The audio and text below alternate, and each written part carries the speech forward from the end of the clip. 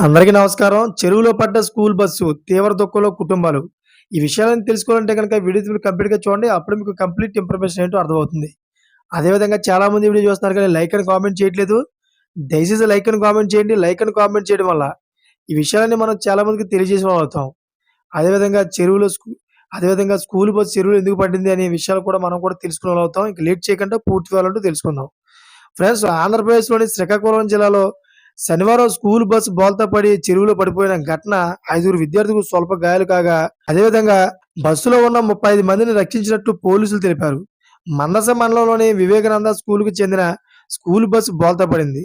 మందస నుండి ఉమగిరి మీదుగా బుధారు సింగ్‌కు విద్యార్థులను తీసుకెళ్తున్న బస్సు మందస, ఉమగిరి మధ్య ఈ ప్రమాదంలోని గురైంది.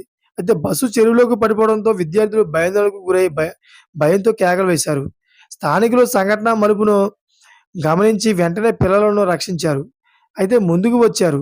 అదేవిధంగా బస్సులో 35 మంది విద్యార్థులు ఉన్నారు. గాయపడిన విద్యార్థులను అంబులెన్స్ ద్వారా మందస ఆసుపత్రికి తరలించారు.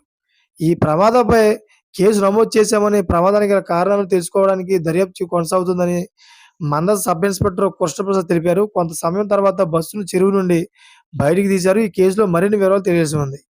చూసారా ఫ్రెండ్స్, లేటెస్ట్ అప్డేట్స్ కోసం ఛానెల్ సబ్స్క్రైబ్ చేసుకోండి. గంట బెల్ ఆన్‌లో పెట్టుకోండి. నేను చేసే ప్రతి ఒక్క అప్డేట్ మీరు ముందుగానే పొందగలుగుతారు. Thank for watching friends.